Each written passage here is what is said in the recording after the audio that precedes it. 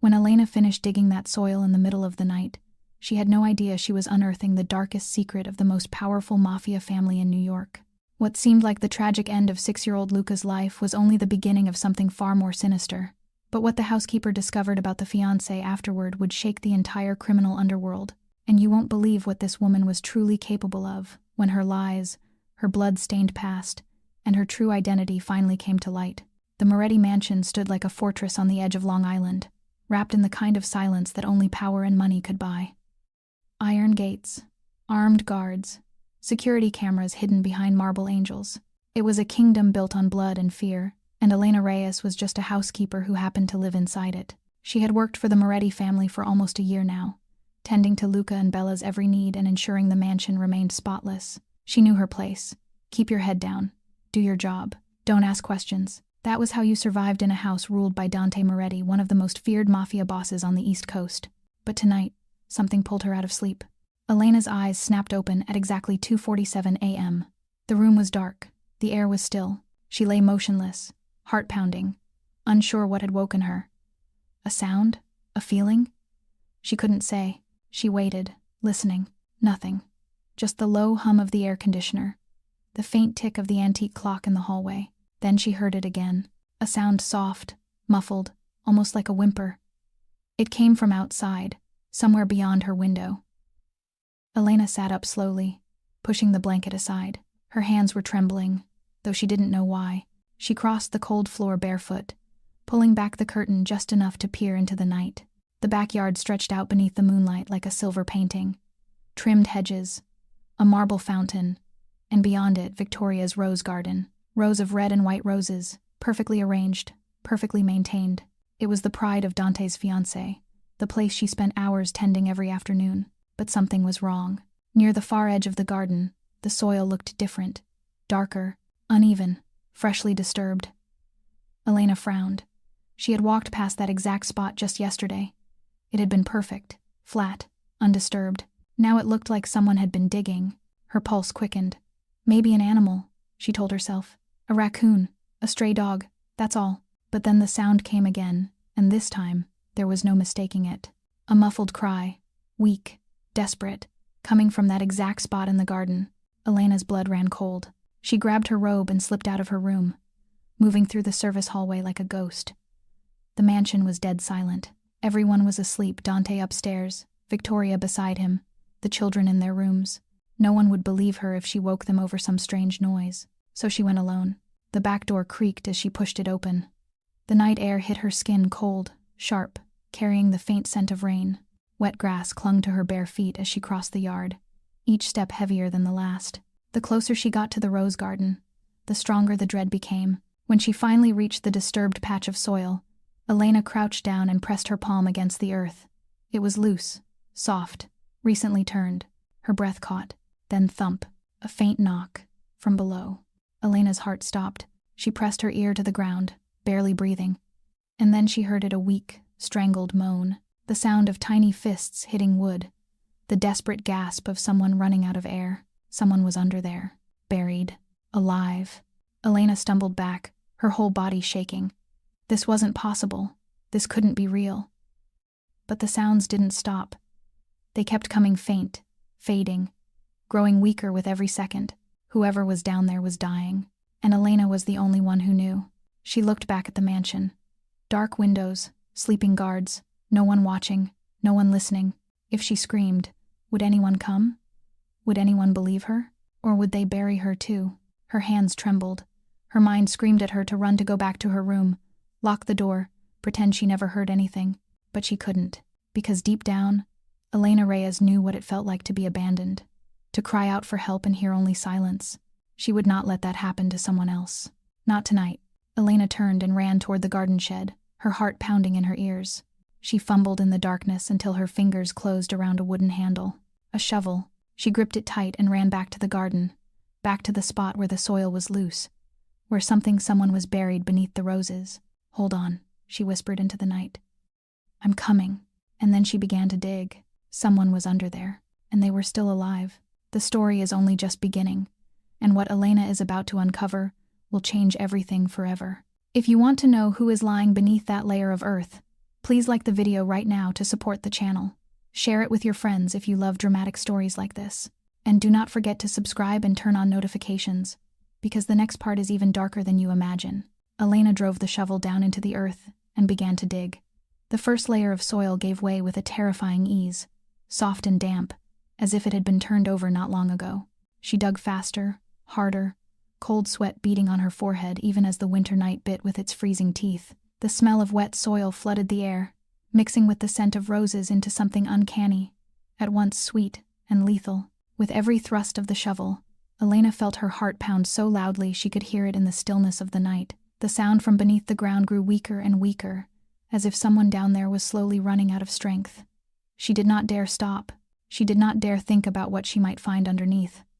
Her hands began to burn from rubbing against the wooden handle, but she did not care. She only knew to dig, and keep digging, as if her own life depended on it. Then, without warning, the shovel struck something hard. A dull, heavy sound rang out into the night. Wood. Elena dropped the shovel and fell to her knees at the edge of the hole, clawing at the dirt with a frantic fury. Her fingernails broke, her skin welled with blood, but she felt no pain. She felt only fear, pure and primal, tightening around her chest until she could hardly breathe. Slowly, a wooden surface emerged under the moonlight. It was a box. No, not a box. It was a small coffin, just large enough for a child. Elena choked on a sob. She tried to find the edge of the lid, her trembling fingers searching through the darkness. The lid was not nailed shut, only pressed down tight by the weight of earth. She gathered every ounce of strength and pulled, the wood creaking and cracking in the empty night. And then the lid sprang free. Elena looked down, and it was as if her heart stopped. Inside the wooden box, lying motionless amid the loose, crumbling soil, was a little boy. Black curls smeared with mud, skin pale and bluish, as if the blood had been drained away, lips purple, dry, and split. The blue pajama top with the superhero print she had seen him wearing last night. Elena knew this child. She cared for him every day. She read him stories every night. She knew he was afraid of the dark, that he loved chocolate ice cream, and that he always asked strange questions about the stars. It was Luca Moretti, the 6-year-old son of Dante Moretti, the most powerful mafia boss in New York, and someone had buried the boy alive, right there in his own garden. Elena screamed, a cry that tore through the night. She reached down into the pit and lifted the small body out of the deadly wooden box. Luca was icy in her arms, weightless, like a rag doll. No, no, no. She crushed him to her chest, tears streaming down her face. My child, wake up. She shook him gently, her heart breaking into pieces. Then she felt it, a tiny movement, so small. Luca's chest rose and fell, faintly. The boy was still breathing. Elena sobbed with relief. He was still alive. Somehow, between darkness and cold earth, between cruelty beyond imagining, Luca Moretti was still clinging to life by that last, fragile breath. But he would not last much longer. Elena looked toward the mansion, its windows black, its shadows silent. Someone inside that house had done this. Someone had drugged him, placed him into the wooden box, and buried him in the ground, as if burying a secret that needed to be hidden forever. And Elena had just dug that secret up. She did not know who the culprit was. She did not know why. She knew only one thing. The boy in her arms was fading, and she was the only one who could save him. Elena stood, clutching Luca tight against her chest, and began to run. It was Luca Moretti, the son of the mafia boss, buried alive in his own garden. Elena ran through the rose garden, across grass wet with dew, holding Luca tight to her chest, as if he were the most precious thing in the world. Her bare feet struck gravel and stone, pain flaring sharp, but she did not stop. She could not stop. Luca's breathing grew thinner and weaker, his small chest lifting and falling slowly, like a candle about to go out. The front gate of the mansion came into view, and with it, 2 dark figures standing guard, bodyguards. They turned at the sound of footsteps, hands instantly moving to their waists where their guns were. One of them drew his weapon and aimed it straight at Elena. "Stop! Who are you?" His voice was cold and threatening. Elena did not slow. She ran straight at them, her face covered in tears, her voice tearing into the night. "Luca. This is Luca, the boss's son. He's dying. Call an ambulance right now." The 2 bodyguards looked down at the boy in her arms, and their faces changed. The one holding the gun lowered it, eyes widening in horror. "My God, it's the young master." The other one immediately pulled out his phone. I have to tell the boss. There's no time, Elena screamed. Look at him. He can't breathe. We have to get to the hospital right now. Right now. But the bodyguard still stood there with the phone in his hand, frozen between following procedure and facing what was right in front of him. Elena looked at them and understood she did not have time to wait. Every second that passed was a second. Luca moved closer to death. She saw the black SUV parked just behind them, the keys still in the ignition. And she moved. Elena lunged for the vehicle, yanked the door open, laid Luca on the back seat, then threw herself into the driver's seat. One of the bodyguards shouted, trying to run over and stop her, but Elena had already started the engine. The tires screamed on the gravel as she hit the gas, the SUV shooting through the open iron gate and leaving the two bodyguards standing rigid in the night. Elena did not know the way to the hospital. She only vaguely remembered there was one about 6 miles to the east. She drove like a madwoman, running red lights, cutting through empty streets at 3 a.m. Her eyes kept darting to the rearview mirror, where Luca lay motionless on the back seat. "Hold on, sweetheart," she said, her voice choking. "Don't give up. I'm going to save you." Streetlights slid past like blurred streaks of light. Elena felt as if time itself was racing her. Every second and every minute the difference between life and death. She pressed the accelerator harder, her heart hammering in her chest, praying the little boy in the back seat could hold on just a little longer. At last, the lights of the emergency room appeared ahead like a lighthouse in the dark. Elena slammed the brakes, the car stopping with a high, shrieking skid right at the hospital entrance. She scooped Luca up, leapt out of the SUV, and ran inside, screaming to anyone who could hear her. "Save this boy! Please save this boy! He was buried alive. Please, do something." Doctors and nurses rushed in at once. They took Luca from Elena's arms, placed him on a gurney, and rushed him into the resuscitation room. A doctor's voice rang out. "Get oxygen ready, check his heartbeat, start an intravenous line." Elena stood in the hallway, shaking from head to toe, her robe smeared with mud, her hands streaked with dried blood from the scratches she got while digging. She watched the emergency room doors swing shut, and for the first time since she heard the sound in the night, she allowed herself to cry. She did not know how much time passed. It could have been minutes. It could have been hours. Elena sank down onto the floor, her back against the cold wall, eyes locked on the emergency room doors. Then the doors opened. A doctor stepped out, his face serious but no longer panicked like it had been at first. He looked at Elena and nodded slowly. "The boy is still alive," the doctor said. "You brought him in just in time. Another 10 minutes, and it would have been too late. There is a very strong sedative in his system, enough to knock an adult unconscious for hours." Relief flooded through Elena's body, but it was followed immediately by a chill that went straight down her spine. A sedative. Someone had drugged Luca before burying him. The doctor looked at her, his eyes full of questions he did not speak aloud. "The boy is still alive," he said, "but someone wanted him dead." Elena was still sitting in the waiting room, her body drained to the bone while her mind refused to rest, when the hospital doors flew open with a hard, booming slam. Dante Moretti came in like a storm. His shirt was wrinkled, the buttons fastened wrong, his tie hanging loose around his throat. The most powerful mafia boss in New York looked like a man yanked awake from the worst nightmare of his life. And in a way, that was exactly what this was. Dante's dark eyes swept the waiting room and stopped on Elena. For one heartbeat, she saw something in that gaze. Panic, fear, the kind of feeling a mafia boss is never allowed to show. Then it vanished, replaced by the familiar cold control. Dante surged up to Elena, both hands clamping onto her shoulders, his voice pressed down into a snarl like an animal's growl. "Where is my son? What happened to my son?" Elena opened her mouth to answer. But at that exact moment the doors opened again. Victoria stepped in, and if you did not already know what had happened, no one would have guessed it was 3 a.m. Her golden hair was neatly brushed. Her light makeup was flawless. A white cashmere coat rested loosely over her shoulders. Victoria looked as though she had just walked out of a magazine photo shoot, not out of bed in the middle of the night. "Dante, my love."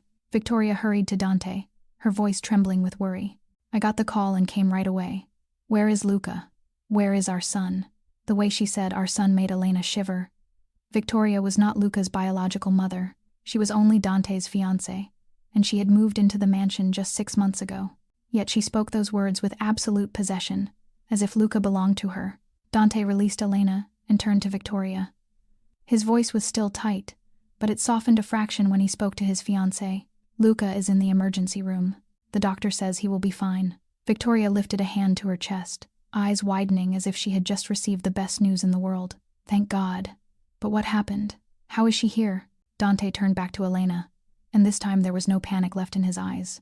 Instead, there was suspicion, interrogation.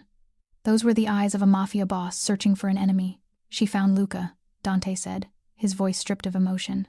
She says he was buried in the garden. Victoria looked at Elena for the first time since she came in. Her blue eyes moved over Elena's appearance, the mud-stained robe, the hands full of dirt and dried blood, the bare feet filthy. A smile flickered across Victoria's lips, so fast Elena almost thought she imagined it. Buried in the garden. Victoria repeated, her tone heavy with disbelief. What are you saying, Dante? How could a child be buried in his own garden?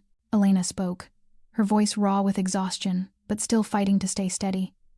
I heard a sound close to 3 a.m. I went out to the garden and saw the soil had been disturbed. When I dug down, I found Luca in a wooden box. He could barely breathe. Victoria brought her hand to her mouth, performing horror with perfect precision.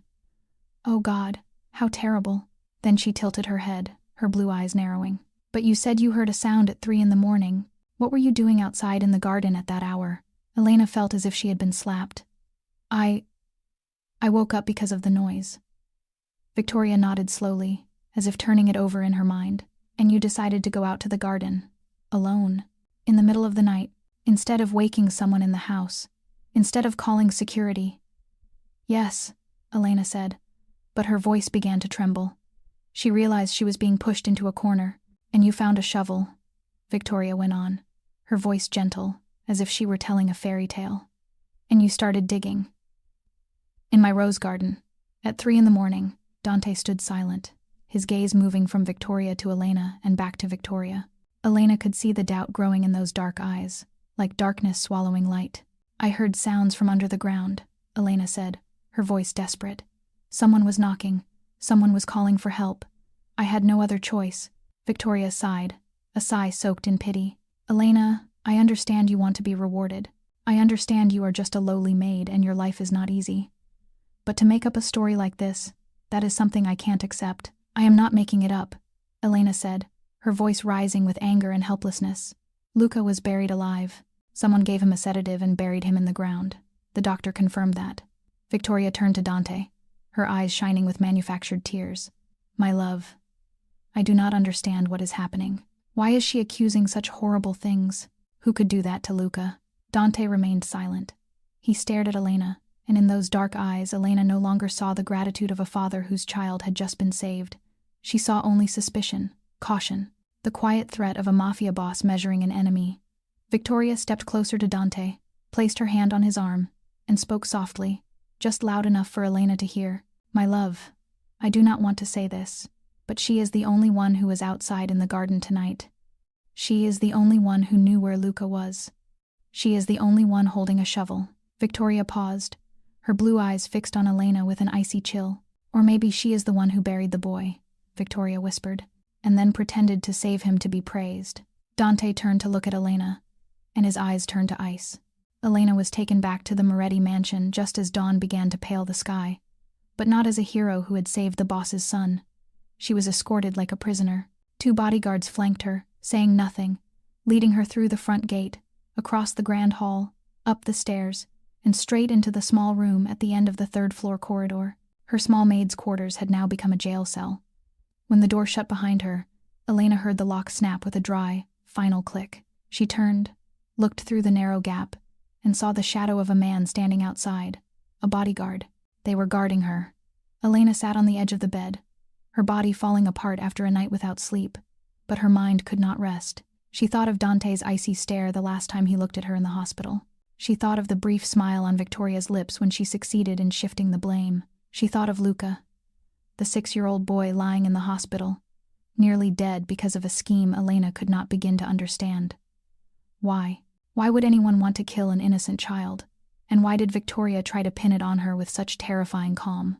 The questions spun through Elena's head, but she had no answers. She had only exhaustion, and a fear that was slowly tightening around her chest. She had saved Luca, yet now she was the suspect. And in the Mafia's world, suspects are not taken to court. They vanish. That day passed in a terrifying silence. No one came to see Elena, no one brought her food. She had only a bottle of water on the table and dark thoughts circling in her mind. Through the window, she could see the rose garden below, the place where she had dug Luca up only hours earlier. Now the garden looked strangely peaceful, as if nothing horrific had ever happened there. But Elena knew the truth. She knew a dark secret was hidden inside this mansion, and she knew Victoria was involved.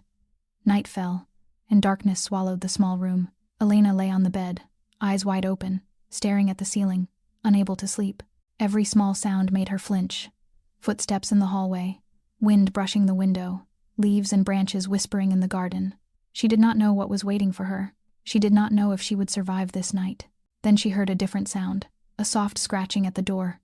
Not knocking, scratching, as if someone was trying to draw her attention without being discovered. Elena sat up, her heart hammering. She moved quietly to the door and pressed her ear to the wood. "Miss Elena." A whisper slipped through the crack. A child's voice. "Miss Elena, it's me, Bella."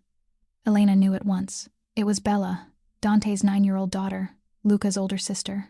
"Bella, why are you here?" Elena whispered back through the door. "You have to go back to your room right now. If someone sees you here, there will be trouble." But Bella's whisper did not stop. "I have to tell you something. It's important. I do not know who else to tell." Elena heard the tremble in the girl's voice. It was fear, the confusion of a child carrying a secret too big to hold. "Go on," Elena said softly. "I'm listening." A long silence stretched out. Then Bella spoke, her voice so small Elena had to hold her breath to hear it. "Last night, I could not sleep. I was scared of ghosts. So I went into the hallway because I wanted to go to Luca's room and sleep with him. But when I walked past the window, I saw Mom Victoria." Elena felt her heart miss a beat. "What did you see, Bella?" "Victoria was outside in the garden," Bella whispered. "It was around 11 at night. She was holding a shovel, and she was walking toward the rose garden." Elena felt as if someone had dumped a bucket of ice water over her head. 11 at night, Victoria, a shovel, the rose garden. All the pieces began to slide into place, forming a horrifying picture. "Are you sure, Bella?" Elena asked, her voice shaking. "You saw Victoria clearly." "I'm sure," Bella said. "I recognized her nightgown, white with lace, and her blonde hair was shining under the moonlight. I could not be wrong." Elena closed her eyes, fighting to steady her trembling. Now everything was clear. Victoria had gone into the garden at 11 at night with a shovel, and close to 3 in the morning, Elena found Luca buried under the ground. Victoria had done it. She had buried Luca alive. But why? "Bella, have you told anyone about this?" Elena asked. "No," Bella said, her voice afraid. "I'm scared. I do not know who to tell. Dad is at the hospital with Luca, and Mom Victoria, I can't. I'm scared of her." Elena understood. She understood the fear of a 9-year-old child who had seen something terrible about the adults around her. "Bella, listen to me," Elena whispered through the crack of the door. "You can't tell anyone about this, especially not Mom Victoria. Do you understand?" "No one, I promise," Bella said. "But Miss Elena, you did not do it, did you? You did not bury Luca." "No, sweetheart," Elena said, her eyes burning. "I would never hurt Luca. I love him. I knew it," Bella said. "I knew you were not a bad person." Then Elena heard the light patter of footsteps running farther and farther away. Bella was gone, leaving Elena alone in the dark with a priceless clue and a decision she had to make. She knew the truth. Victoria had buried Luca alive. But no one believed her. Dante had been manipulated by Victoria. The bodyguards were watching her like a prisoner, and if she stayed here waiting, either she would be framed and disappear, or Victoria would find a way to erase every trace of evidence. She had only one choice. Elena stood up, her eyes hard with resolve in the darkness. If no one believed her, she would find the proof herself. Tonight, Elena waited until the clock struck 2 in the morning before she moved. She had spent the entire night planning, watching through the crack of the door to learn the rhythm of the bodyguard's patrol outside. Every 45 minutes, he left his post to use the bathroom or get coffee. That was the only window she had. Elena quietly opened her bedroom window. The room was on the 3rd floor, but outside there was a small balcony that connected to the east hallway of the mansion. If she was careful enough, she could move along the balcony and slip inside through the hallway window without anyone noticing. Her heart beat like a war drum as she climbed over the window ledge, her feet finding the icy metal railing. The night wind hit hard at this height, forcing her to cling to the wall to keep her balance. 1 step, 2 steps, 3 steps. Elena moved slowly along the narrow balcony, not daring to look down. Below was a hard stone courtyard, and a fall from this height would end everything. But she had no choice. She had to find the truth. At last, she reached the hallway window. It was not locked. Elena slid inside, her breathing heavy with tension. The corridor was black, only moonlight filtering through the windows and laying faint bands of light across the marble floor. Victoria and Dante's rooms were at the end of the second-floor hallway. Elena knew because she had lived here nearly a year. She knew every corner of this mansion, knew which doors creaked, knew where the cameras were and where the blind spots lay. And she knew Dante was still at the hospital with Luca tonight, which meant Victoria was sleeping alone. Or at least, she should have been. Elena crept down to the second floor, each step as light as a feather. She stopped at the door of the master bedroom and held her breath, listening.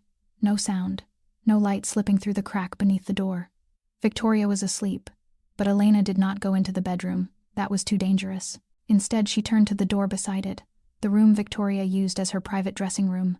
Elena had been in there a few times before to collect laundry, and she knew Victoria kept many personal things inside. The door opened without a sound. Elena slipped in and closed it behind her.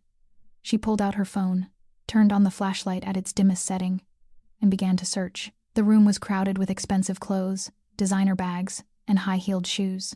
But Elena did not care about any of that. She was looking for something else. Proof. She opened each cabinet, went through each drawer, careful not to disturb anything. Then she found it. In the bottom drawer of the vanity, hidden beneath a layer of silk scarves, was a small wooden box with a lock. Elena took the hairpin from her head and began to pry at the lock. She had learned this skill during her years in the orphanage, where if she wanted to survive, she had to know how to take care of herself by any means she could. The lock popped open. Elena lifted the lid and shone the light inside. The first thing she saw was a small brown medicine bottle. She picked it up and read the label. It was a sedative, the same kind the doctor said had been found in Luca's system. An extremely strong dose, enough to knock an adult unconscious for hours. Elena felt her hands begin to shake. This was evidence. Victoria had sedatives. Victoria had gone into the garden with a shovel at 11 at night. Everything was fitting together. But that was not all. Beneath the bottle was a thick envelope.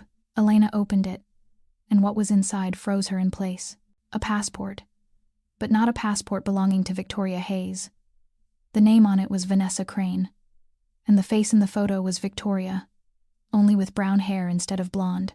Elena kept turning pages and found more. A wedding photo, in which Victoria, or Vanessa, wore a white bridal gown beside a middle-aged man Elena had never seen. That man was not Dante. He was someone else entirely. Heavy-set, salt and pepper hair, a bright, happy smile, and beneath the photo was a newspaper clipping, yellowed with time. Elena read the headline, and the blood in her veins seemed to turn to ice. Wealthy businessman dies mysteriously at home. Young wife inherits entire fortune. Police suspect foul play but lack evidence. The date on the article was 5 years ago. The place was Texas. Elena kept flipping and found more clippings. Another case in Miami. 3 years ago. Another husband drowned in a boating accident. The wife was the sole heir. Another case in Chicago. 2 years ago. A businessman died in a house fire. The wife miraculously survived and collected the full insurance payout. Every case had one thing in common.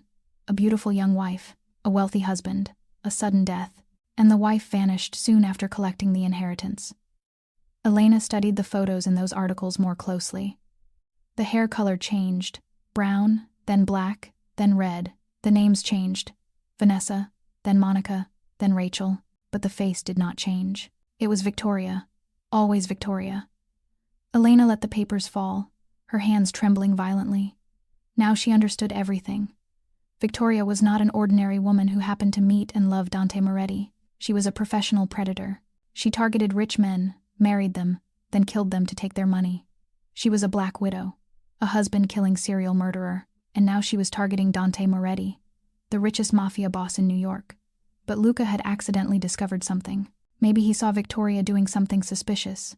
Maybe he overheard something he was not supposed to hear. And Victoria decided to eliminate the boy before he could speak the truth. Elena photographed everything with her phone, every page, every clipping, every photo. She put everything back exactly where it had been, locked the box, and slipped out of the room the way she had come in. When she returned to the room where she was being held, Elena sat on the bed, staring at the photos on her phone, her hands still trembling. She had found the truth. Victoria was not a stepmother. She was a serial killer. And Elena had just found the proof. Elena knew she could not carry this secret alone. The evidence she had found was too large, too dangerous, and if she handed it to Dante, she was not sure he would believe her. Victoria had manipulated him too well, and in the Mafia's world, trust was a luxury Elena did not have. She needed an ally from the outside. She needed someone with real power to stand against a serial killer. Elena opened her phone and created an anonymous email account. She attached every photo she had taken: the forged passport for Vanessa Crane, the articles about husbands who died under mysterious circumstances, the wedding photo with the unfamiliar man, and the bottle of sedatives. She wrote a brief email, explaining that Victoria Hayes was really Vanessa Crane, a serial killer targeting the Moretti family, and that she had tried to kill Dante Moretti's 6-year-old son by burying him alive in the garden. Elena searched for the email address of the FBI office in New York and hit send. She watched the spinning icon on the screen, her heart pounding inside her chest. A notification appeared. The email had been sent successfully. Elena let out a shaky breath of relief. She had done it. Now she only had to wait. The FBI would investigate. They would find the truth, and Victoria would be arrested. It would all be over. But just as Elena was about to set her phone down, the screen lit up. A new message, from an unknown number. Elena opened it, and the blood in her veins seemed to turn to ice. Curiosity killed the cat. And it will kill you too, Elena. Elena stared at the screen, unable to believe what she was seeing. Someone knew what she was doing. Someone was watching her. But how could that be? She had been careful down to the smallest detail. She had used an anonymous email. She had not told anyone, unless someone was monitoring her phone, or someone had seen her slip into Victoria's room. Another message appeared. Do you really think you are smart? Do you really think you can play this game with me? Then a third message. Look out the window, Elena. Elena felt as if an invisible hand had closed around her throat. She did not want to look. She was afraid of what she would see. But her legs moved on their own, carrying her to the window as if guided by something she could not fight. She pulled the curtain aside and looked down at the garden below. The rose garden lay silent under the moonlight, white and red blossoms glimmering as if dusted with silver. And there, right in the middle of the garden, a figure was standing. That figure was looking up, looking straight at Elena's window. She could not make out the face in the darkness, but she knew. She knew who it was. The slender shape, the long hair, the white nightgown fluttering in the night wind. Victoria. She was standing in the rose garden, in the very place where only nights earlier she had buried a 6-year-old child alive, and she was staring up with a look Elena could not see but could feel. Cold, threatening, deadly. Then the figure moved. Victoria raised her hand, slowly, and waved. A gentle little wave, as if saying goodbye. Elena stumbled back from the window, her heart beating out of control. She yanked the curtain shut and sat on the bed, her whole body trembling in a way she could not stop. Victoria knew. She knew Elena had slipped into her room. She knew Elena had found the evidence, and she was sending a message that could not be misunderstood. You are next.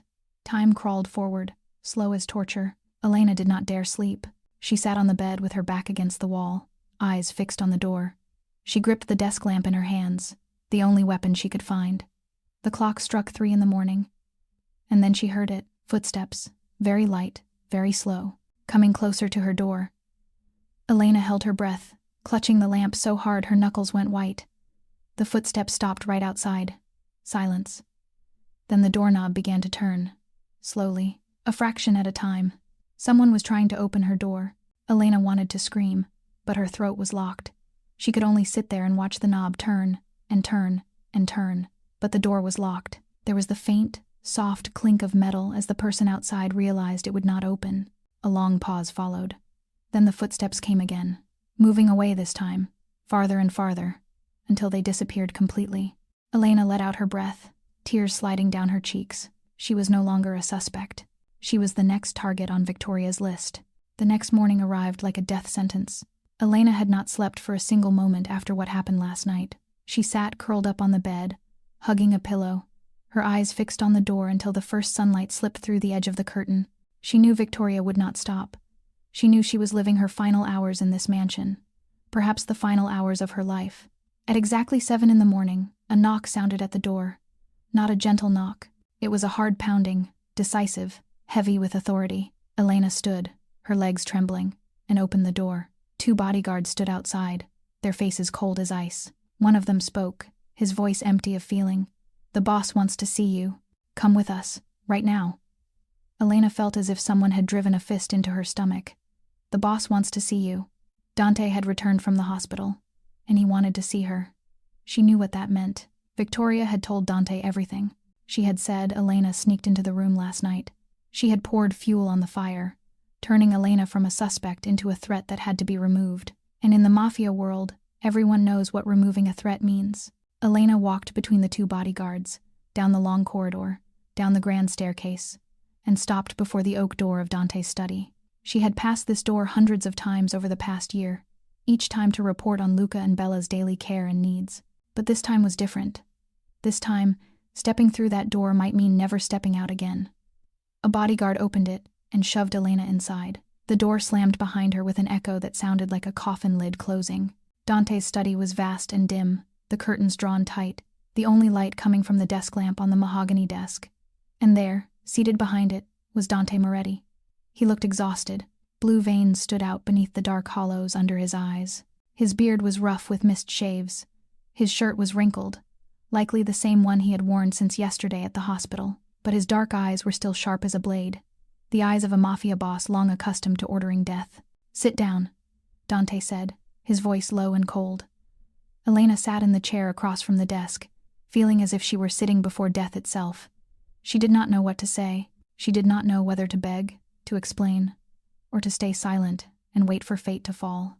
A long silence stretched between them. Dante stared at her as if reading every thought in her head. Then he did something Elena did not expect. He sighed. "I know you did not do it," Dante said. "I know you did not bury Luca."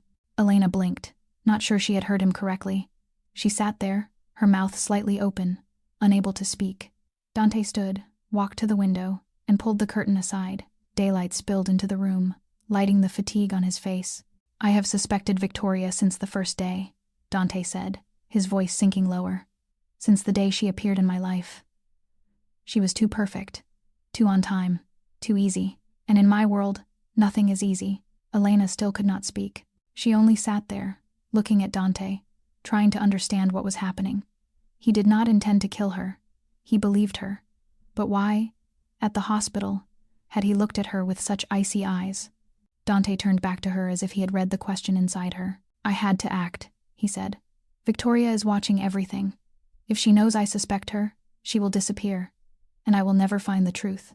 Dante walked to a file cabinet and pulled out a thick stack of papers. He set it on the desk in front of Elena. "This is what Enzo found," he said. "Enzo has been investigating Victoria for 6 months, since the day she moved into the mansion." Elena looked down at the file and felt as though she were looking at what she herself had found last night, only far more detailed. Photos of Victoria under many identities. Vanessa Crane in Texas, Monica Wells in Miami, Rachel Porter in Chicago, and many other names, in many other cities. 3 husbands, Dante said, his voice cold as ice. All 3 dead within 2 years of marriage, all 3 leaving everything to their wife, and she vanished right after, appearing in another city with another name. Elena turned another page and saw an Interpol photo. Victoria, or whatever name she was using, was on an international wanted list. The nickname intelligence circles had given her made Elena shudder, Black Widow. But Dante was not finished. He took another photograph from the desk drawer and placed it in front of Elena. It showed a young, beautiful woman with long black hair and a gentle smile. "Alessia," Dante said, and his voice suddenly tightened. "My wife, Luca and Bella's mother." Elena looked at the picture, then up at Dante. For the first time, she saw something else in the eyes of the cold Mafia boss. Pain, loss, and hatred. "Alessia died in a car accident 2 years ago," Dante said. "The brakes failed. The police called it an accident, but I always suspected, and now I know why." He pulled out another sheet. It was Enzo's report, recording that Victoria had appeared in Dante's life 6 months before Alessia died. She worked at a flower shop near Dante's company. She happened to meet Alessia and became my wife's friend. She knew Alessia's schedule. She knew the car Alessia drove. She knew everything. "She killed Alessia," Dante said, each word falling like drops of acid. "She killed my wife to take her place, and when Luca accidentally saw her doing something suspicious, she planned to kill my son too." Elena felt tears slide down her cheeks, not knowing whether she was crying from relief or from the grief she felt for the man in front of her. Dante Moretti, the ruthless mafia boss, was in truth a husband who had lost his wife, a father who had almost lost his child, all because of a venomous snake he had unknowingly brought into his home. "If she killed Alessia," Dante said, his voice cold as death itself, "I will bury her in that very garden."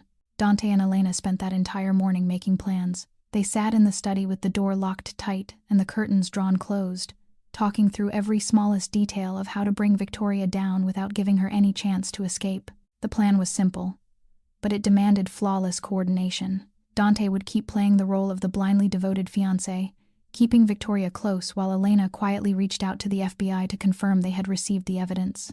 Enzo would gather more information about Victoria's old cases, searching for surviving witnesses or forensic traces that local police might have missed. Once the FBI had enough to issue a warrant, they would coordinate with Dante to arrest Victoria right there at the mansion. She would not get a second chance to run. But there was one problem neither Dante nor Elena had anticipated. Victoria was not stupid. She had survived decades of deception and murder without being caught. She knew how to read people, how to sense danger, and most of all, how to plant her own people everywhere.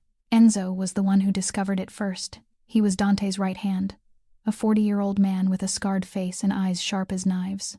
Enzo had followed Dante since they were nothing but street thugs, and his loyalty to his boss was absolute. That was why, when Enzo uncovered the traitor, he was not all that surprised. In the Mafia world, betrayal is everyday business.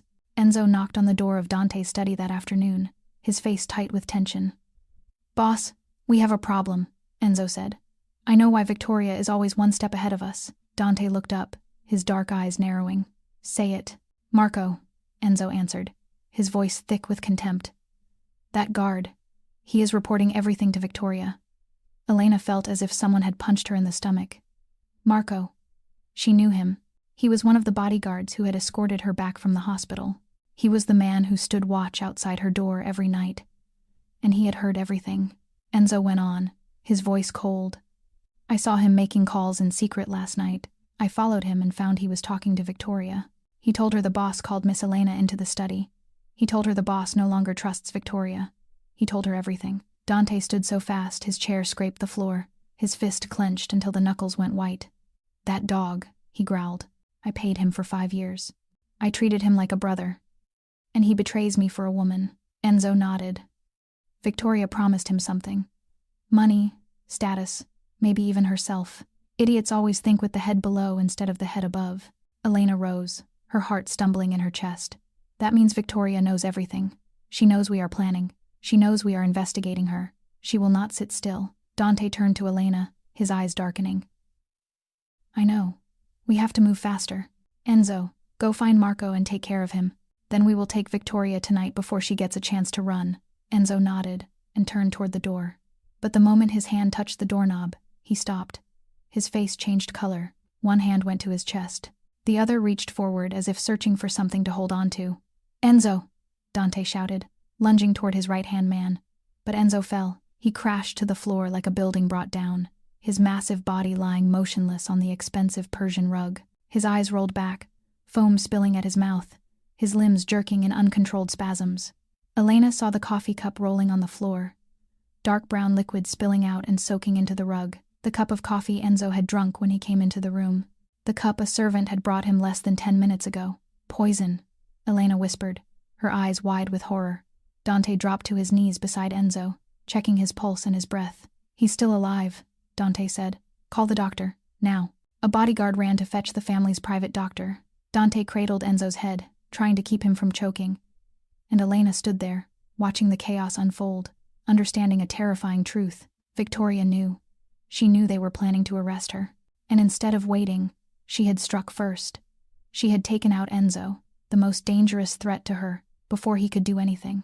But if Victoria dared to poison Enzo inside the mansion itself, it meant she was no longer hiding. She was declaring war, and in this war, she was always one step ahead. Elena looked at Dante, her whisper shaking. "She knows. She is always one step ahead of us." Enzo survived. The Moretti family's private doctor pumped his stomach and administered an antidote in time. The dose of poison Victoria used was strong enough to kill an ordinary man. But Enzo was not an ordinary man. His powerful build and exceptional health kept him alive long enough to be treated, but he needed at least 24 hours to recover completely. Dante sat beside Enzo's bed in the mansion's private medical room, his face carved from stone. He had made a mistake. He had underestimated Victoria. She was not merely a beautiful con artist. She was a cold-blooded killer, ready to strike at any moment. And if Dante did not move quickly, the next one to fall could be Elena, or worse, Bella or Luca. "We need to change tactics," Dante told Elena when she came to visit Enzo. "Victoria thinks she is winning. She thinks she has taken Enzo out and that we are panicking. We have to use that." Elena looked at Dante, not understanding what he meant. "Use it how?" Dante stood, his dark eyes flashing with a dangerous light, "by showing her exactly what she wants to see." That afternoon, a performance was staged in the grand hall of the Moretti mansion. Victoria was sitting on the red velvet sofa, taking a sip of tea, when Dante walked in with Elena behind him. Dante's face was flushed with rage. At least it looked that way. He turned, pointed a finger in Elena's face, and shouted in a voice that echoed through the room, "I have heard enough. Get out of my house. Right now." Elena stepped back, eyes wide with fear.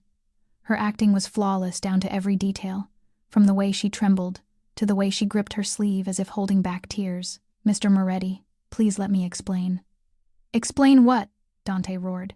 "You buried my son in the ground. You almost killed him. And now you still dare to slander my fiancé. Do you think I am an idiot?" "I did not do it," Elena cried, tears running down her cheeks. "Please believe me. Victoria did it. She is a murderer." "Enough!" Dante shouted. He threw out a hand to signal 2 bodyguards standing nearby. "Get her out of here. I do not want to see her face in this mansion for one more second.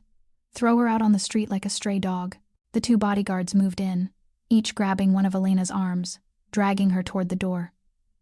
Elena struggled, sobbing and pleading, but no one listened. She was hauled across the grand hall, through the front doors, and vanished from sight. Throughout the performance, Victoria remained silent on the sofa, sipping tea and watching. When the door closed behind Elena, a slow smile spread across her lips. The smile of a victor, the smile of a predator that had just brought down the last piece of prey. "My love," Victoria rose and stepped to Dante, placing a hand on his chest with practiced tenderness. "I knew she had problems from the beginning. A simple maid like that, living in the house of a wealthy family. How could she not grow greedy? I am so glad you saw the truth." Dante looked down at Victoria, his face still tight, but softened. "I should have listened to you from the start." Victoria rested her head against Dante's chest, the triumphant smile still lingering on her lips. She had won. She had removed Elena, the greatest threat to her plan. Now there was only Luca, the child who had seen too much, and Dante, the final rich prize. But Victoria did not know that the car taking Elena out of the mansion did not head toward the city. It turned onto a deserted road and stopped beside a black SUV that was already waiting. The door opened and Enzo stepped out, his face pale but his eyes still razor-sharp. He had recovered faster than expected, or at least he had forced himself upright before his body was ready. "Get in," Enzo told Elena. "I will take you to a safe house. The boss has arranged everything." Elena climbed into the vehicle, her heart still pounding from the performance. She had not known she could act that well. The fear on her face had been real, but not fear of Dante. She feared Victoria. She feared the plan would fail and she would die at the hands of that serial killer. "What is the next step?" Elena asked, as the vehicle began to move. "Wait," Enzo replied. "Victoria thinks she has won. She thinks you have been thrown out and that Enzo is lying at death's door. She will act tonight, finishing what she left undone." "Luca," Elena whispered, eyes wide. "She will go to the hospital to kill Luca." Enzo nodded, a cold smile flickering across his mouth. "That is right, but she will not find the boy there. The boss moved Luca to another hospital this morning, under a false name and with strict security. Victoria will walk into an empty room and straight into our trap." That night, exactly as predicted, Victoria slipped out of the mansion. She wore black, her hair tucked beneath a hat, moving like a shadow through the darkness. She drove to the hospital where Luca was supposed to be, avoided the security cameras, slipped in through a back entrance, and made her way to the boy's room. But when she opened the door, only an empty bed waited for her. No Luca, no medical machines, nothing but darkness and silence. Victoria stood there, her face changing as she realized she had been fooled. And somewhere in the city, Dante received a message from his men. "Victoria has arrived at the hospital. She has walked into the trap." But Dante did not smile. He knew Victoria was not the kind of person who accepted defeat easily.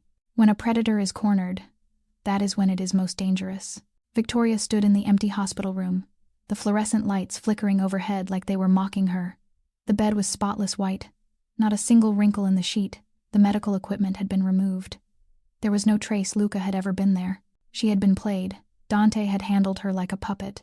For one moment, Victoria's face twisted with rage, her blue eyes flashing with the kind of madness she always kept hidden beneath her flawless mask. She wanted to scream, to smash things, to burn the whole world down.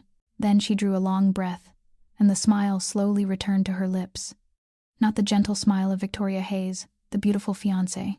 This was the smile of Vanessa Crane, a serial killer who had slipped out of countless traps over more than a decade. Dante wanted to play cat and mouse. Fine, but he had forgotten one thing. In this game, Victoria was the cat, and she always knew how to make the mice pay. Victoria left the hospital the way she came, a shadow sliding through darkness. She did not return to the Moretti mansion. She had another plan, a plan Dante would never have anticipated. While Dante and his men waited for Victoria to come back so they could arrest her, she approached the mansion from a different direction, quietly, unseen. She knew every corner of the house.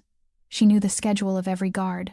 She knew which rooms had cameras and which ones were blind spots. And most of all, she knew where Bella's room was. Dante's 9-year-old daughter was sleeping soundly in her pink room on the second floor, unaware that the worst nightmare of her life was slipping in through the window. Victoria moved as softly as a ghost, avoiding every sound, until she stood beside Bella's bed. The little girl lay curled under the covers, black hair spread across the pillow, an angelic face peaceful in sleep. Victoria looked down at the child with eyes as cold as ice. She did not hate Bella. She did not love Bella. To Victoria, the girl was only a piece on the board, a tool to reach an end. And tonight, Bella would become the perfect hostage. Victoria pulled out a cloth soaked with sedative and pressed it over Bella's nose. The child jolted awake, eyes wide with terror as she recognized her stepmother's face. But within seconds the drug took hold.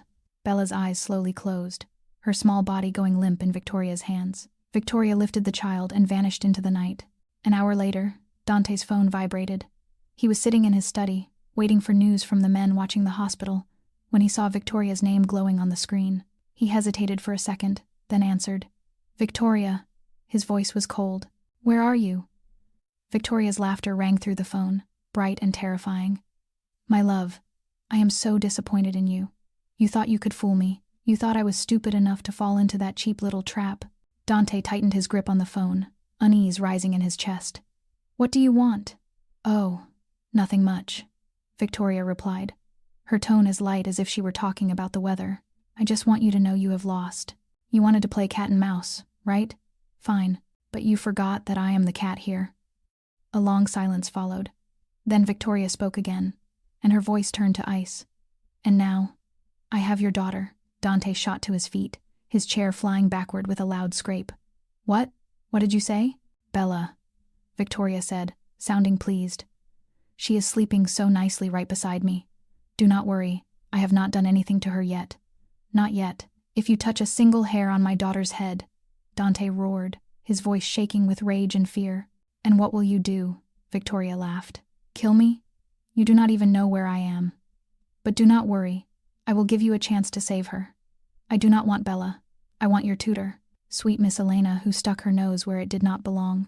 Dante fell silent, his heart tightening like a fist around it. Elena. Victoria wanted Elena. Here is the address, Victoria said, reading out a string of numbers and a street name in Brooklyn. An abandoned warehouse. She has 2 hours to get here. Alone. No weapons. No police. None of your men. If I see anyone besides her, Bella will die. And if she does not come, Victoria's voice sank into a whisper, dripping with cruelty, then your daughter will die slowly, just like Luca almost died. Maybe I will bury her somewhere no one will ever find. Maybe I will let her wonder why her father did not come, while she is fading in the dark. Dante wanted to scream, to crush the phone in his hand, to tear Victoria apart piece by piece, but he knew he had no choice. Victoria had won this move. She had flipped the board in a single night. 2 hours. Elena, Victoria said at last. Come alone, or the girl will die slowly, just like Luca almost died. Elena stood before the rusted iron door of an abandoned warehouse in Brooklyn, her heart pounding as if it might burst straight out of her chest. Night covered the deserted industrial district, and only the streetlights cast their pale glow onto puddles left behind after the afternoon rain. She had come alone, exactly as Victoria demanded. No weapon, no police, no protection, just her, and the small recording device hidden in the lining of her bra, the only weapon she still had left to use. Dante had protested fiercely when Elena decided to go. He wanted to mobilize all his men, surround the warehouse, and kill Victoria before she could harm Bella. But Elena stopped him. Victoria was not someone who could be fooled twice. If she saw even the smallest sign of the Morettis, Bella would die. Elena had to go alone. She had to stall long enough for Dante and Enzo to find a way to move in without being seen. And she had to get Victoria's confession, to make sure that no matter what happened, that serial killer would never escape justice. Elena pushed the iron door, and the squeal of metal echoed through the stillness. Inside, the warehouse was black as ink, with only a single hanging bulb spilling a small pool of light in the center. And in that circle of light, Elena saw them. Bella sat on a wooden chair, her hands tied behind her back, her mouth sealed with tape. Her eyes were wide with terror, tears running down her cheeks, staring at Elena as if she were the only salvation left in the world. And standing right behind Bella, Victoria appeared like a ghost in a tight black dress, blonde hair falling over her shoulders, holding a handgun pointed straight at the child's head. She no longer looked like Victoria Hayes. The gentle mask was completely gone, revealing the true face of Vanessa Crane beneath it. Her blue eyes flashed with madness, her lips curved in a cruel smile. She looked like death itself, wearing the body of a beautiful woman. "So you came, Elena," Victoria said, her voice echoing in the empty warehouse. "Right on time. I like people who are on time." Elena stepped into the light, raising both hands to show she had no weapon. She kept her eyes on Victoria, fighting not to reveal the fear tightening around her throat. "I'm here," Elena said. "Let Bella go. She has nothing to do with this." Victoria laughed, a clear, bright sound that rang in the darkness like wind chimes. "Nothing to do with it. She is Dante's daughter. She knows too much, just like her brother, just like you. In my world, people who know too much are not allowed to live." "Why?" Elena asked, forcing the conversation to stretch, forcing time to move more slowly. "Why do you have to do all of this? You have money, you have status. You could have anything you want. Why kill people?" Victoria tilted her head, looking at Elena the way someone looks at an interesting insect. "You really want to know? Fine. You are about to die anyway. Maybe I should tell you the story of my life as a farewell gift." Victoria stepped to the side, the gun still aimed at Bella, but her eyes drifted into the distance, as if she were remembering.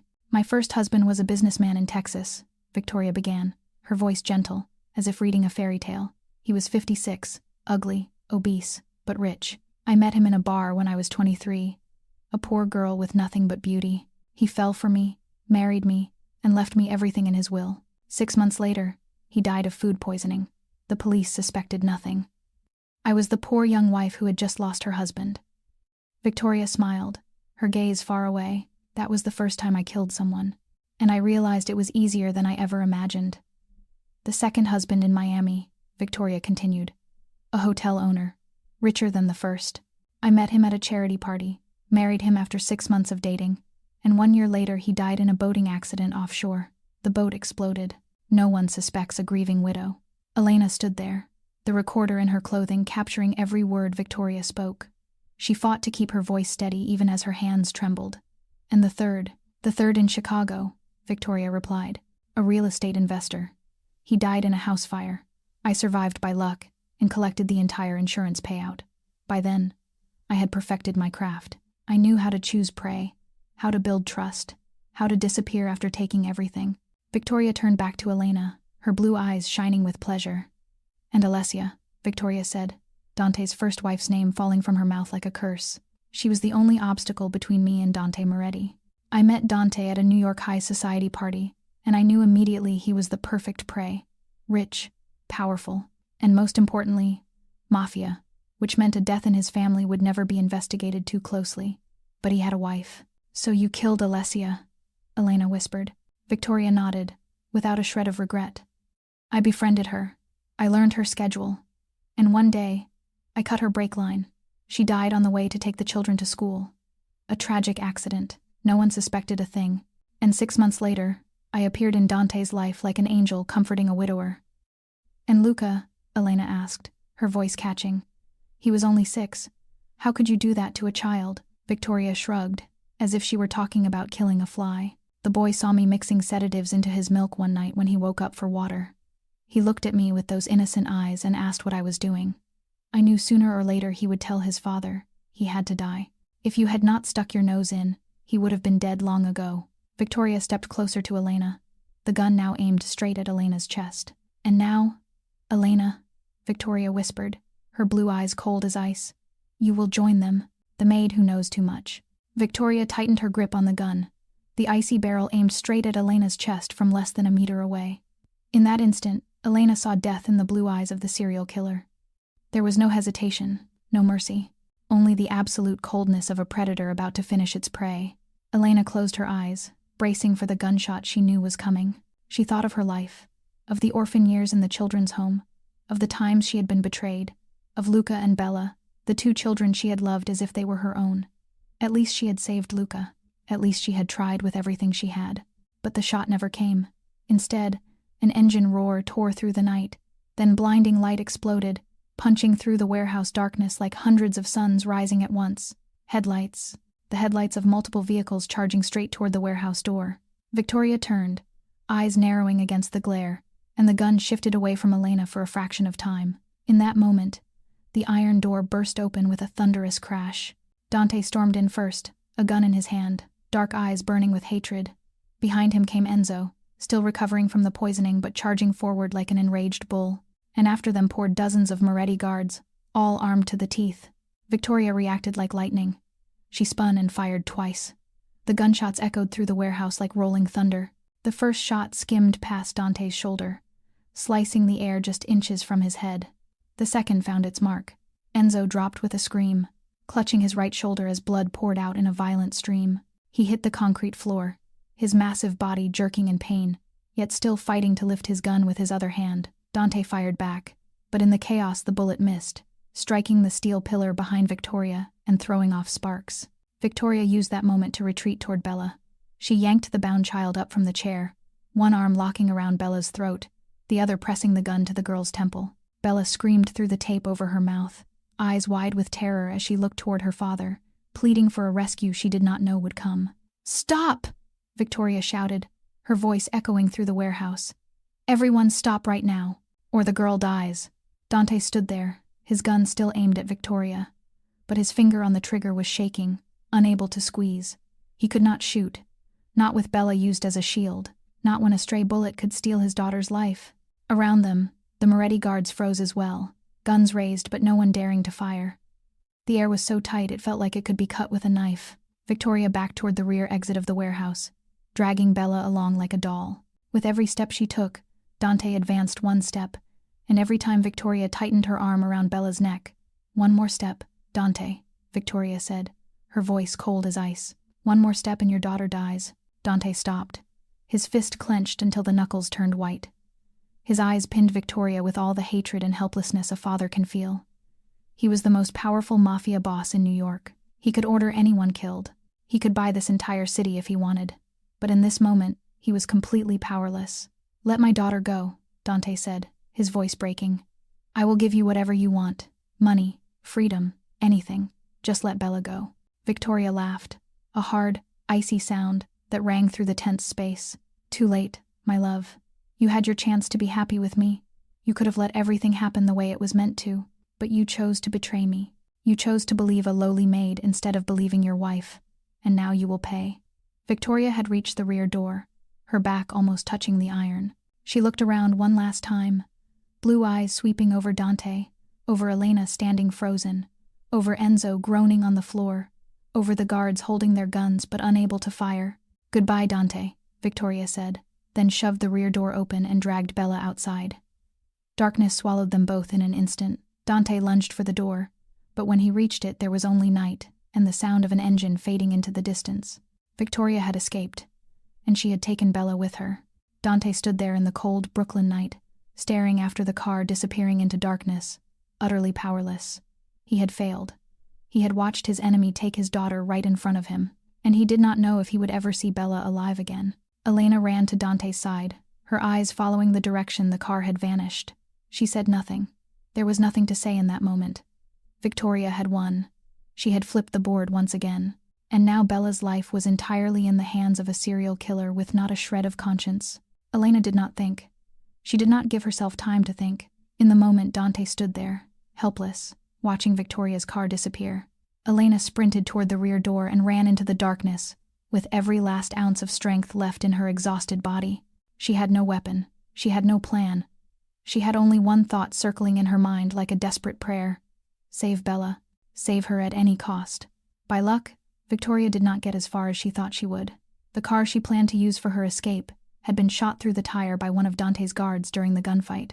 Victoria was dragging Bella on foot across the empty lot behind the warehouse, headed for the iron fence at the far end of the industrial zone. She still had the gun, still hauled Bella like a hostage, but she was slowing down, and Elena was catching up. Elena came from behind without a sound of warning. She lunged, both hands grabbing Victoria's shoulders and yanking her down. All three crashed into the muddy ground, Bella rolling to the side with a strangled sob, while Elena and Victoria fought in the dark. Victoria screamed with fury, the gun in her hand firing one wild shot, the bullet disappearing into the night without hitting anyone. Elena seized Victoria's wrist and slammed it hard against the ground, once, twice, 3 times, until the gun flew from Victoria's grip and skidded away through the mud. But Victoria was not an opponent who could be put down easily. She was a serial killer who had survived decades of running and killing. She knew how to fight to stay alive. Victoria twisted and drove her elbow into Elena's face. Pain exploded like lightning, blood surging from Elena's nose. But Elena did not let go. They rolled in the mud, scratching, punching, kicking, struggling like 2 wild animals fighting to the death. But Victoria was stronger than Elena expected. Faster, more ruthless. In one brutal moment, Victoria flipped the fight, pinned Elena to the ground, and wrapped both hands around her throat. Elena could not breathe. She felt the crushing pressure on her windpipe, felt the blood cut off from reaching her brain. Her eyes bulged, her mouth opened, hunting air, but nothing reached her lungs. The world began to blur, bright spots dancing in front of her eyes like fireworks. Die, Victoria snarled, her face twisted with hatred, her blue eyes flashing with madness in the dark. Die like all the others. Die and leave me alone. Elena felt her strength draining away. She felt darkness swallowing her consciousness. She was going to die. She knew it, and she could do nothing to stop it. Then a voice rang out, small and trembling, yet filled with stubborn resolve. Let Miss Elena go. Victoria froze. She turned her head and saw Bella standing there, only a few steps away. Somehow the girl had freed her hands, maybe because the knot had loosened during the struggle. The tape over her mouth had been torn away, and in her shaking hands, pointed straight at Victoria, was the gun that had been knocked loose moments before. Bella had picked it up. Victoria looked at the 9-year-old holding a gun on her and laughed, a cold sound that cut through the night like a crow's cry. Sweet girl, put the gun down, Victoria said, her voice as sugary as if she were speaking to a stubborn child. You do not know how to use it. You will only hurt yourself. Let Miss Elena go. Bella repeated, her voice trembling but her feet planted. Her dark eyes stared straight at Victoria with a hatred no 9-year-old child should ever have to carry. Victoria rose, releasing Elena, and began to walk toward Bella. She was not afraid. She had faced police, detectives, suspicious husbands. A 9-year-old holding a gun did not make her flinch. You will not shoot, Victoria said, stepping closer and closer. You are a good little girl. You are not a killer like me. You do not have the nerve to pull the trigger and watch someone else bleed. Put the gun down, Bella. Put it down, and I will not hurt you. Bella stood there, hands shaking violently, tears streaming down her cheeks, but the gun stayed fixed on Victoria. She thought of her real mother, dead in a car crash that she now knew was not an accident. She thought of Luca, her little brother, who had nearly suffocated under cold earth. She thought of Elena, who had loved her like a mother, now lying behind Victoria on the ground, gasping for air. You killed my mom, Bella said, her voice breaking. You buried my brother. You are not my mom. You are a monster. Victoria was 1 step away. She reached out to snatch the gun. You will not shoot. The gunshot cracked like thunder. Victoria dropped, clutching her right shoulder as blood poured out. She screamed in pain, rolling in the mud, unable to believe a 9-year-old had truly pulled the trigger. Bella stood there, the gun still in her hands, her body shaking beyond control. She looked down at Victoria, groaning at her feet, at the blood spreading across the ground, and she began to cry. But she did not regret it. She had done what had to be done. She had protected the people she loved.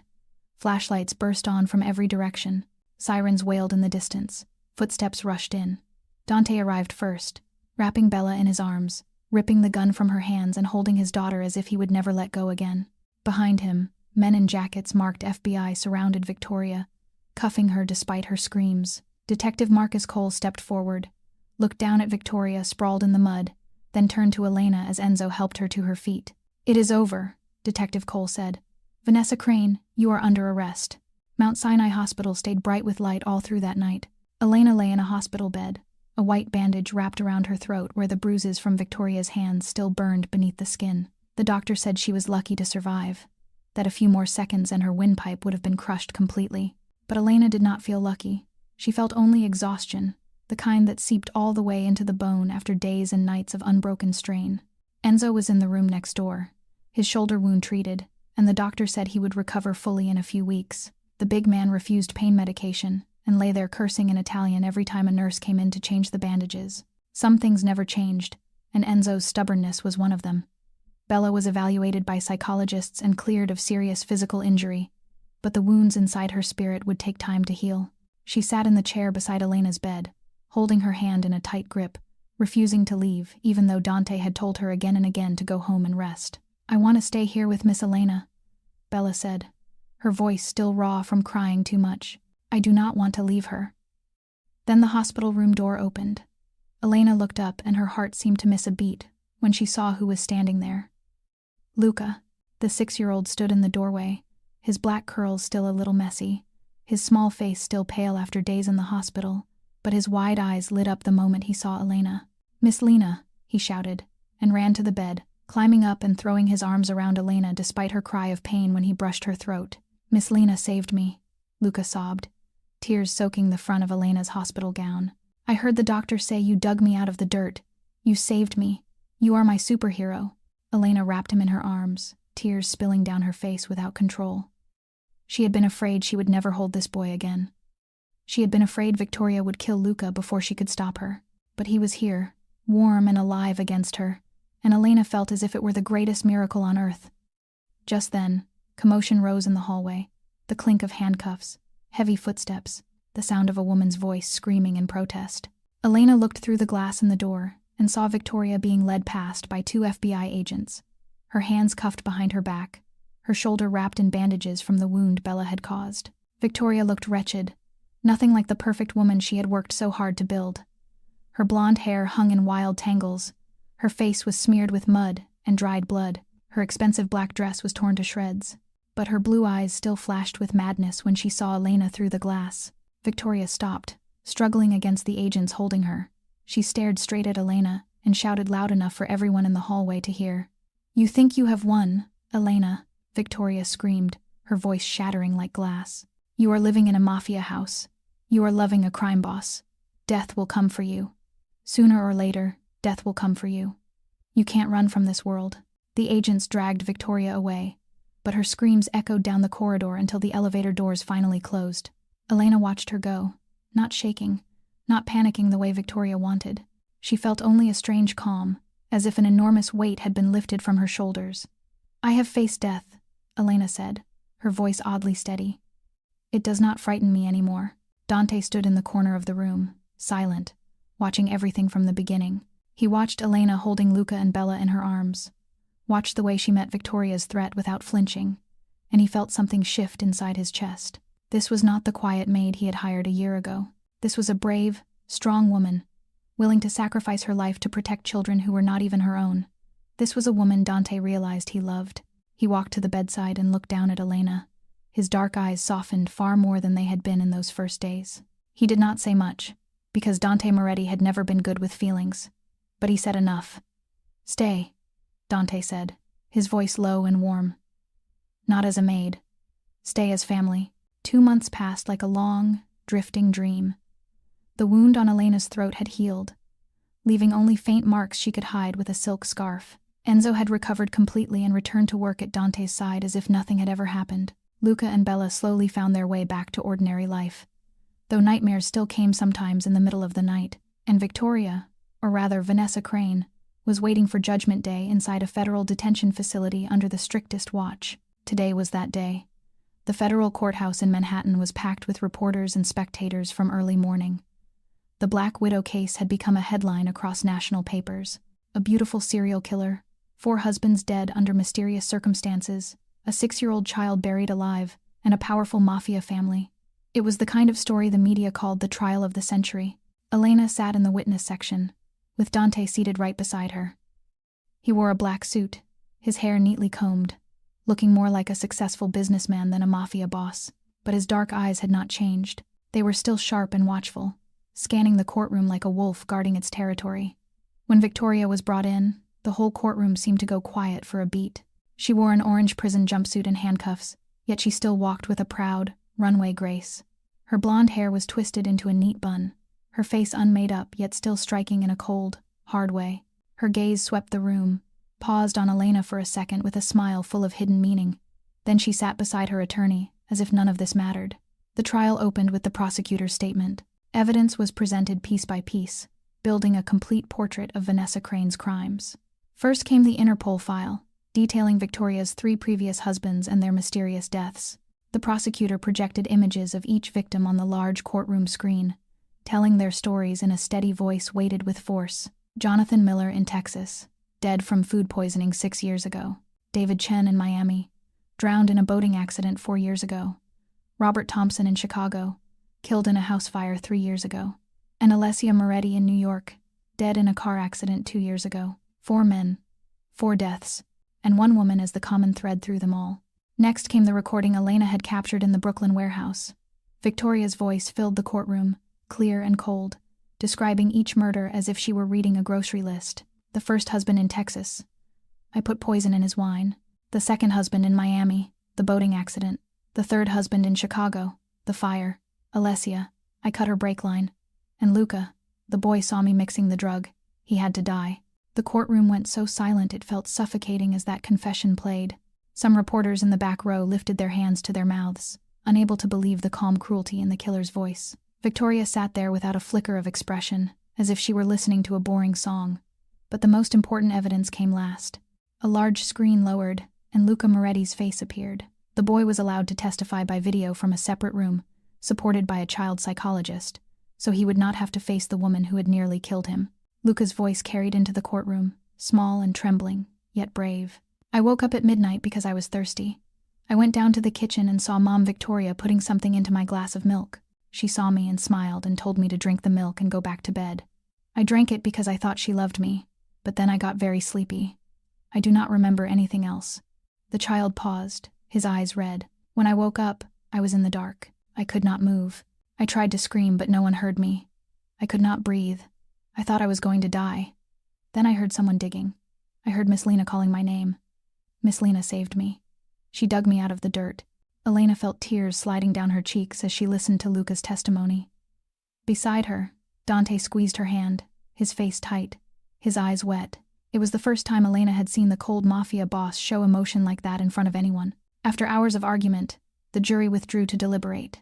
They took only 45 minutes to reach a decision. Guilty. On all counts. First-degree murder, 4 times. Attempted murder of a child, kidnapping, assault with intent to kill, and dozens of other charges. The judge delivered the sentence. Life in prison without the possibility of parole.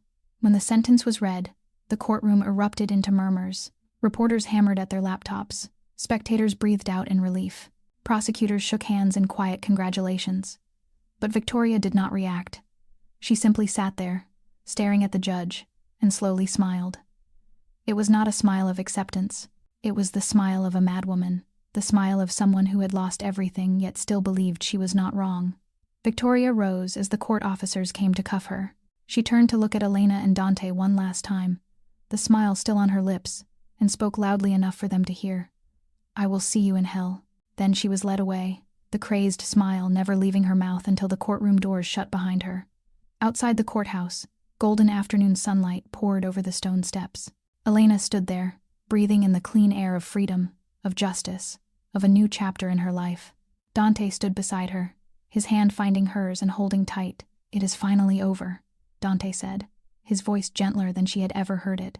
Elena turned to him, looked into the dark eyes that were no longer as cold as before, and nodded. "It is finally over." 6 months had passed since the day the trial ended, and the Moretti mansion had changed in ways Elena never would have imagined.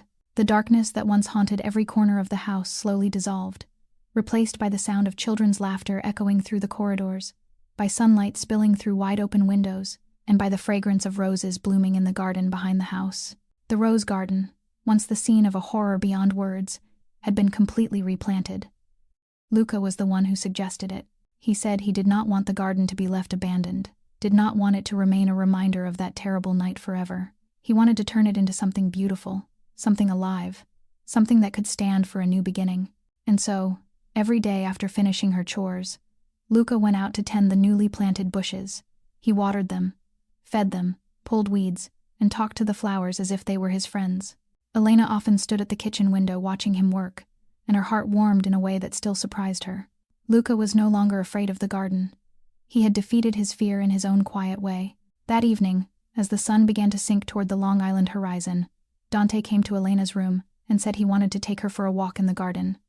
Elena did not suspect a thing. She only smiled and followed him.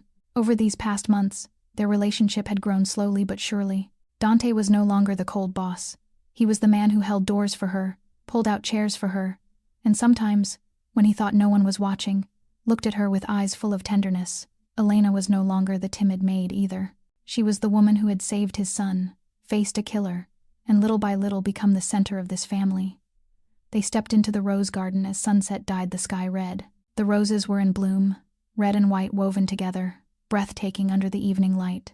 Their sweet scent filled the air, and Elena drew in a deep breath, savoring this rare moment of peace. Then she saw them. Bella and Luca stood in the middle of the garden, each holding a small bouquet of roses. Bella wore the pretty white dress Elena had bought for her last month. Luca wore a tiny suit just like his father's, his hair neatly combed, looking like a little gentleman. Both children were smiling, bright smiles full of secrets. Elena stopped, looking around, not understanding what was happening. She turned to Dante to ask. But when she looked back, he was no longer beside her. He was down on one knee, right there in the heart of the rose garden, holding a small red velvet box open in his hand. Inside was a diamond ring, glittering in the sunset like a fallen star brought to earth. Elena lifted her hand to her mouth, unable to speak. Tears began to spill down her cheeks before she even realized she was crying. "Elena Reyes," Dante said, his voice low and warm, his dark eyes locked on hers with all the sincerity a mafia boss could offer. "This garden used to be a place of death. It used to bury secrets and crimes. It used to be where I nearly lost my son. But you changed everything. You dug up the truth. You saved Luca. You saved Bella. You saved me from my own blindness." Dante paused, drawing a deep breath as if searching for courage. He was not good at talking about feelings. He was not used to putting love into words. But today, he would try. "I want this garden to be a place of new beginnings. I want it to be the place that witnesses the beginning of our family. Elena Reyes, will you marry me?" Elena stood there, tears streaming down her face, staring at the man kneeling before her. She thought of her life, of the lonely orphan years, of the betrayals and wounds, of all the times she believed she would never have a real family. And now that family was right in front of her, a man who loved her, 2 children who saw her as their mother, a home where she belonged.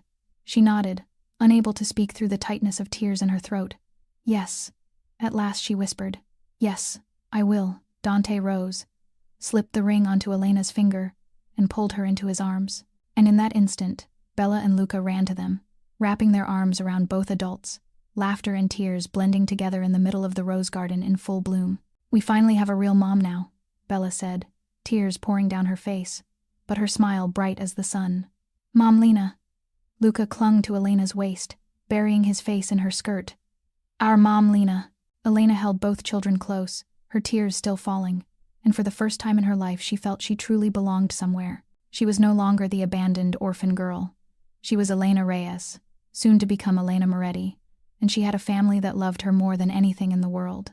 1 year later, the Moretti mansion overflowed with fresh flowers and laughter. The wedding of Dante Moretti and Elena Reyes was held right in the rose garden, the very place that 1 year earlier had been the scene of an unspeakable crime, and that had now become a symbol of renewal and love.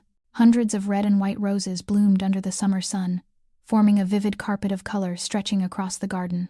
White chairs were arranged in neat rows, where guests sat waiting for the bride to appear, and at the end of the aisle, covered in a red runner, Dante stood in an elegant black suit, his eyes never leaving the doorway where Elena would step out. Beside Dante stood Luca, now 7 years old, in a tiny suit identical to his father's, holding a red velvet pillow with the 2 wedding rings resting on top. He stood up straight, his face solemn like a true gentleman, but his eyes shone with happiness. This was the boy who 1 year earlier had nearly suffocated beneath cold earth, and now he stood here, healthy and full of life, waiting to hand the rings to his father and his new mother. When the wedding music began, the doors opened, and Elena stepped out in a pure white wedding gown. She was breathtaking, her black hair swept up with white roses tucked around it, her eyes bright with joy, and walking just ahead of her, scattering rose petals over the red runner, was Bella in a pale pink bridesmaid dress. The 10-year-old moved with graceful care, sometimes turning back to look at Elena with a radiant smile, as if she needed to make sure her new mother was still there, still walking toward their family. Elena walked down the aisle of roses, looking at Dante and the 2 children waiting for her, and she felt tears rise from happiness.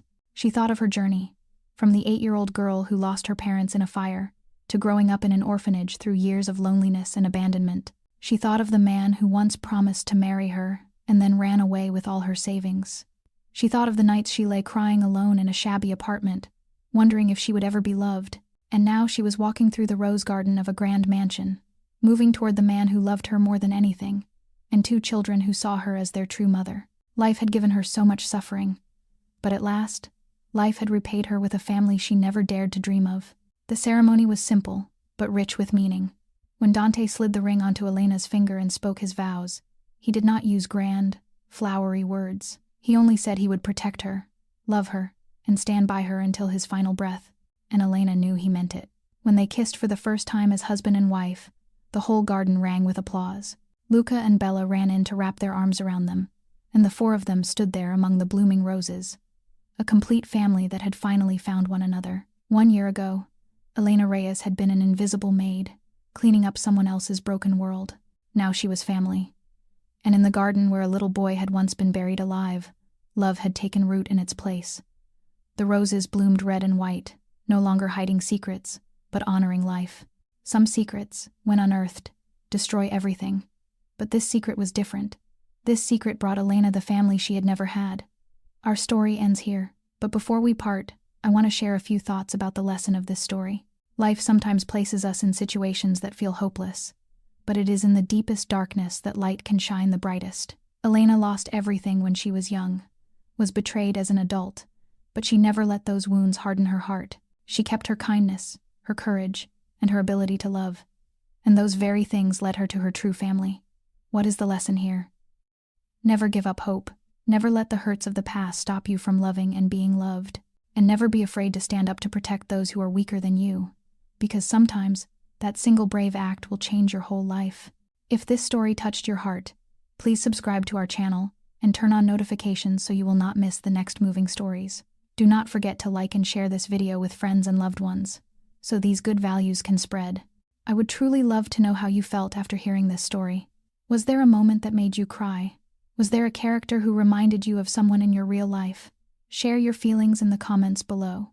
I will read every comment, and I truly look forward to hearing what is in your heart. Finally, I wish all of you watching this video strong health, a life filled with joy and happiness every day, and a spirit that stays calm and at peace. Thank you for staying with this story from beginning to end. Goodbye, and I will see you again in the next video.